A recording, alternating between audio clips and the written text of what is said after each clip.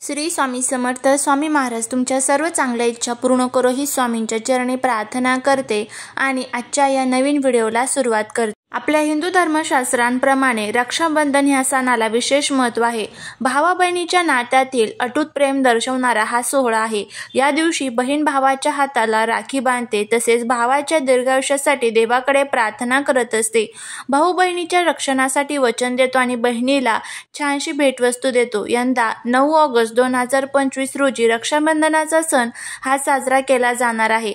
मात्र या काळात भद्राकालाचे सावट असणार आहे की नाही, त्याचबरोबर राहू काळ कोणता, कोणत्या वेळेमध्ये आपल्याला राखी बांधायची नाहीये, राखी बांधण्याचा शुभ मुहूर्त कोणता, याबद्दलची संपूर्ण माहिती आज या व्हिडिओमध्ये मी तुमच्यासोबत शेअर करणार आहे. त्यामुळे तुम्ही हा व्हिडिओ स्किप न करता शेवटपर्यंत पाहत राहा. चॅनलवरती नवीन असाल तर सबस्क्राईब करा आणि असेच माहितीपूर्ण नवनवीन व्हिडिओ बघण्यासाठी बेल आयकॉनलाही प्रेस करा, म्हणजे माझ्या सर्व नवीन व्हिडिओचं नोटिफिकेशन तुम्हाला मिळेल आणि तुम्ही एक पण व्हिडिओ मिस करणार नाही. त्याचबरोबर कमेंटमध्ये ओम नमः शिवाय लिहिला अजिबात विसरू नका, जेणेकरून भोलेनाथांची तुमच्या कुटुंबावरती, मुलांवरती अगदी भरभरून कृपा होईल. आपल्या शास्त्रानुसार भद्रा काळात रक्षाबंधन साजरं करणं खूप शुभ मानलं जात नाही, त्यामुळे या काळात भावाला राखी बांधू नये. आता यामागे एक कथा आहे की का बरं आपल्या हिंदू धर्मामध्ये ही राखी जी आहे तर ती भद्रा काळामध्ये बांधली जात नाही. तर बघा, भद्रा भगवान सूर्य आणि यांची पत्नी छाया यांची कन्या आहे, तसेच शनिदेवाची बहीण आहे. मान्यतेनुसार भद्रामध्ये राखी न बांधण्यामागे एक व्याख्यायिका आहे. त्यानुसार लंकेचा राजा रावणाला भद्रा काळात त्याच्या बहिणीने राखी बांधली होती. भद्रा काळामध्ये राखी बांधल्यामुळे रावणाचा नाश झाल्याचे सांगितले जाते. अशा स्थितीत या श्रद्धेच्या आधारे जेव्हा जेव्हा भद्रा काळ लागतो तेव्हा बहीण आपल्या भावाच्या मनगटावरती राखी बांधत नाही. तो काळ लोटल्यानंतर ही राखी जी आहे तर ती आपल्या भावाच्या मनगटावरती बांधली जाते. त्याचबरोबर राखी कधी उतरवावी, तर बघा, रक्षाबंधनच्या दिवशी बहिणीने भावाला प्रेमाने बांधलेली राखी ही 24 तासानंतर काढू शकता. तसेच जन्माष्टमीच्या दिवशीही तुम्ही राखी काढू शकता. काही लोक रक्षासूत्र म्हणून जोपर्यंत राखी निघत नाही तोपर्यंत ती हातामधनं काढत नाही. तर अशा पद्धतीने सुद्धा तुम्ही ही राखी जी आहे तर ती आपल्या हातामध्ये ठेवू शकतात. आता बघा, रक्षाबंधन म्हणजेच नारळी पौर्णिमा. आता पौर्णिमेचा जो प्रारंभ आहे तर तो कधी होणार आहे, तर श्रावण महिन्यातील पौर्णिमा तिथी जी आहे तर ती 8 ऑगस्ट रोजी दुपारी 2:12 सुरू होईल आणि 9 ऑगस्ट रोजी दुपारी 1:21 ही तिथी समाप्त होईल. आणि उदया तिथीनुसार 9 ऑगस्ट रोजी रक्षाबंधन आपल्याला सर्वांना साजरे करायचं आहे. आपल्या ज्योतिषांच्या मते बघा, गेल्या 3 वर्षांपासून भद्रामुळे राखी बांधण्यासाठी कधी दुपारपर्यंत तर कधी रात्रीपर्यंत वाट पाहावी लागत होती. यावेळी राखी बांधण्यासाठी संपूर्ण दिवस हा शुभ राहील. सहसा भद्राकाळ पौर्णिमेच्या दिवशी असतो. भद्रा काळात शुभ कार्य केले जात नाही. अशा परिस्थितीत गेल्या 3 वर्षांपासून रक्षाबंधनच्या दिवशी भद्रा स्थितीमुळे राखी बांधण्यासाठी भद्रा समाप्तीची वाट पाहावी लागत असे. यंदा नारळी पौर्णिमा ही 8 ऑगस्टला सुरू होणार असून 9 ऑगस्टला संपणार आहे. त्यामुळे जी भद्राचं सावट आहे तर ते 8 ऑगस्टला असणार आहे, पण पौर्णिमा जी तिथी आहे तर ती आपण 9 ऑगस्टला चालू करणार आहोत. म्हणजेच 9 ऑगस्टला आपल्याला ती पाळायची आहे. त्यामुळे 9 ऑगस्टला भद्राचं सावट हे नसणार आहे. त्यामुळे संपूर्ण दिवसभरामध्ये तुम्ही 8:30 ते 1 वाजेपर्यंत कधीही राखी जी आहे तर ती बांधू शकता. हा संपूर्ण दिवस अतिशय शुभ असणार आहे. आता त्याचबरोबर राहू काळ जो आहे तर तो सुद्धा खूप महत्त्वाचा असतो. राहू काळामध्ये केलेलं कोणतंही काम जे आहे तर ते आपलं पूर्ण होत नाही आणि अनेक प्रकारच्या अडचणी सुद्धा आपल्याला येत असतात. आता शनिवारी जो राहू काळ असणार आहे तर त्या राहू काळात चुकूनही आपल्याला राखी बांधायची नाही, त्याचीही माहिती आपण घेऊया. बघा, रक्षाबंधनचा सण अनेक शुभयोगाने साजरा केला जाईल. यामुळे यावर्षी भद्रा राहणार नाही आणि दिवसभर राखी बांधता येईल. या दिवशी सर्वार्थ सिद्धी योग, श्रावण धनिष्ठा आणि नक्षत्र सौभाग्य योगासह आनंदाती स्थित वर्धमान योग यांचा अद्भुत संयोग असेल.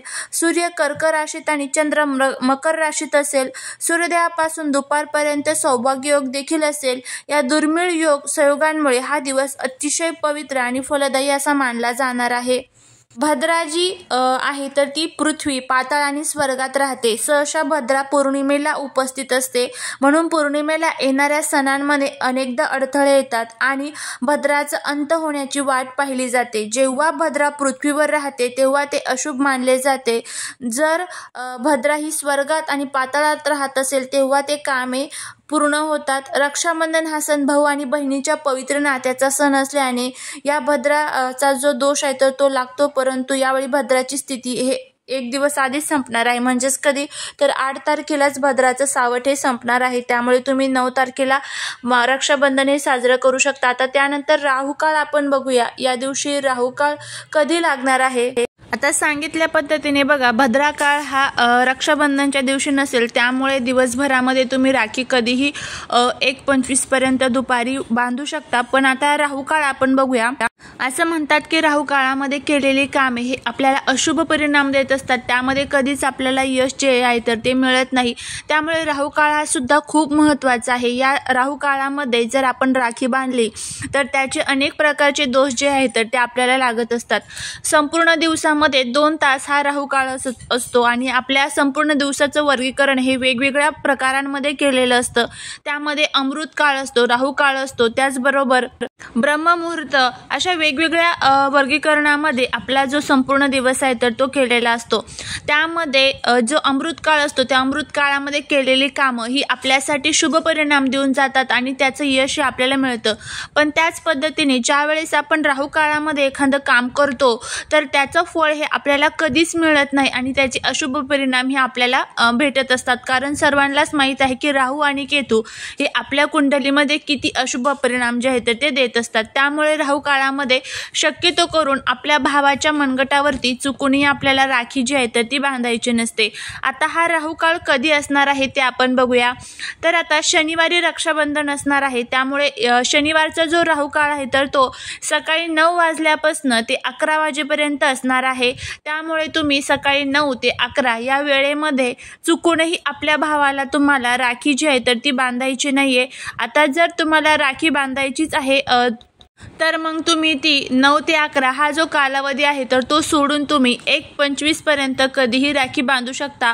पण जर तुम्हाला 1:25 पर्यंत जर शक्य झालं नाही तर मग तुम्ही दिवसभरात संध्याकाळी तुम्हाला ज्या वेळेमध्ये टाईम भेटेल त्या वेळेमध्ये जरी तुम्ही ही राखी बांधली तरीही चालेल. पण फक्त एक गोष्ट लक्षात ठेवा, जो राहू काळ सांगितलेला आहे सकाळी 9 वाजल्यापासून ते सकाळी 11 वाजेपर्यंत ह्या कालावधीमध्ये शक्यतो करून 2 तासाच्या राखी बांधणं हे तुम्हाला वर्ज्य करायचं आहे.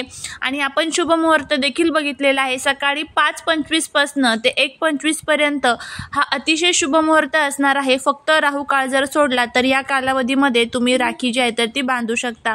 त्यानंतर ज्या महिलांना या दिवशी मासिक धर्माचा 4था दिवस असेल, पहिला असेल, दुसरा असेल, तर अशा महिलांनी सुद्धा आपल्या भावाला राखी बांधू नये. या दिवशी महिलांनी केस धुवावे का? तर हो, चालेल. तुम्ही जर या दिवशी केस धुतले तरीही चालेल. आता राखी बांधल्यानंतर ती राखी आपल्याला कधी सोडायची असते तर ती जी राखी आहे तर ती तुम्ही 24 तासानंतर सोडू शकतात. सोडल्यानंतर ती अशी कुठे कचऱ्यामध्ये वगैरे टाकायची नाही, तर एखाद्या पिंपळाच्या झाडाखाली किंवा वाहत्या पाण्यामध्ये तुम्हाला ती राखी जी आहे तर ती विसर्जित करायची असते. तर अशा पद्धतीने तुम्हाला ही जी माहिती आहे तर ती आपण बघितलेली आहे. जे नियम सांगितलेले आहेत तर ते पाळून तुम्हाला संपूर्ण रक्षाबंधन साजरे करायचे आहे. जो वेळ सांगितलेला आहे त्या वेळेमध्ये तुम्हाला राखी जी आहे तर ती भावाला बांधायची नाही. तर ही जर माहिती तुम्हाला आवडली असेल तर नक्की चॅनलला सबस्क्राईब करा. भेटूया पुढच्या एका छानशा नवीन व्हिडिओत एका नवीन माहितीसोबत. श्री स्वामी समर्थ.